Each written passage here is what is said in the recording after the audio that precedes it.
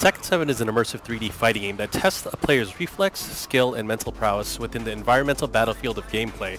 Now, one of the most important things about Tekken is movement, and it's a very basic skill, but it can also be one of the hardest things to master in the game. Now, you'll notice there's various forms of movement, whether it's just backdashing, sidestepping, sidewalking. You have to use this movement to actually gain an advantage in the match and really prevent your opponent from overwhelming you.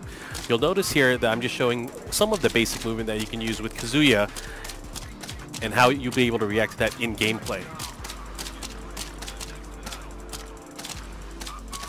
Tekken 7 allows you to move around the playing field seamlessly, so whether you're sidestepping to evade, dashing forward to advance, or holding back to defend, the controls in Tekken allow you to really immerse yourself within the virtual space in the fight. And it's using this movement with the actual moves from your move list that really helps create the flow of the overall fight. Now, you'll notice here that some characters have stances, and they also have different options from the stances.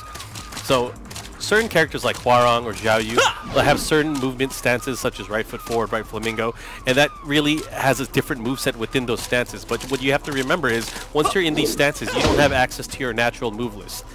Aside from that, other characters also have natural movement stances as well, such as the sway back, which you see from Paul and Nina here, and they also have this quarter circle forward motion, which adds to their overall flair and their individuality. So it's important as you learn your characters within Tekken that you kind of learn all the different options. Now, here's a quick example of how important movement is. You see this option with Kazuya, this poke string. You're able to sidestep it with Akuma because you know it's not a tracking move. Because of that, you can create an opportunity and land a huge juggle and overwhelm your opponent.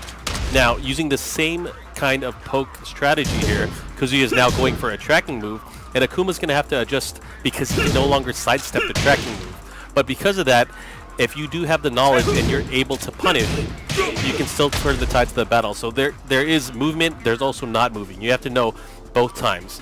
Now, one of the things you got to remember as well is movement is so important, especially against certain characters like Akuma who has a fireball. Knowing how to move and how to kind of evade his fireball game is important. So as you practice Tekken 7, it's important that you learn the basics for every character and learning how to move around the playfield. And we look forward to showing you more of this from the community as Tekken 7 comes out.